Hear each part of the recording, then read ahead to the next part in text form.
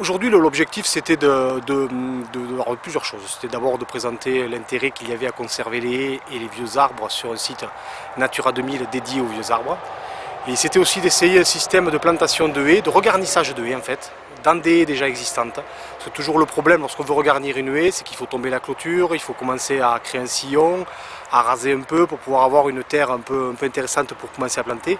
Là on a utilisé une tarière qui crée des trous circulaires et à l'intérieur desquels on a incorporé des plants qui faisaient entre 1 mètre et 1,80 m de haut, donc des plants déjà bien avancés de 2, 3, 4 ans, qui vont avoir la tête largement au-dessus des ronces, on est rentré dans les ronciers, de sorte à pouvoir regarnir un arbre de Auger. Donc les arbres de Auger sont intéressants parce que souvent on s'aperçoit que dans la gestion des haies, une fois que la distance entre deux arbres de Auger est trop importante, la gestion se fait sur 3 côtés, la haie est taillée sur 3 côtés. Et en taillant les haies sur le dessus, on empêche tout recrutement d'arbres de Auger parce qu'on leur coupe tellement régulièrement la tête qu'ils n'arrivent pas à s'en sortir.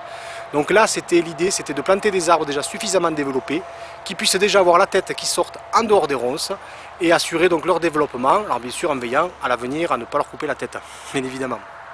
Pour les agriculteurs, l'idéal aujourd'hui, ça serait lors de l'entretien des haies de ne faire qu'une taille en épaisseur. C'est-à-dire on taille avec utilisant l'épareuse ou le sécateur hydraulique ou le lamier verticalement et ne pas tailler sur le dessus. Ça leur fait du travail en moins et ça permettra de recruter des arbres de Auger qui seront le futur bois d'œuvre de demain ou le futur bois de chauffage de demain. C'est quand même important aussi de prévoir. La réflexion de la haie doit se faire un peu comme un forestier, c'est-à-dire il faut arriver à se projeter 2, 3, 4 générations en avant.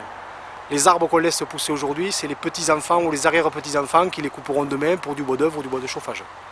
Et c'est ça qu'il faut, cette vision à très long terme qu'il faut avoir avec l'arbre.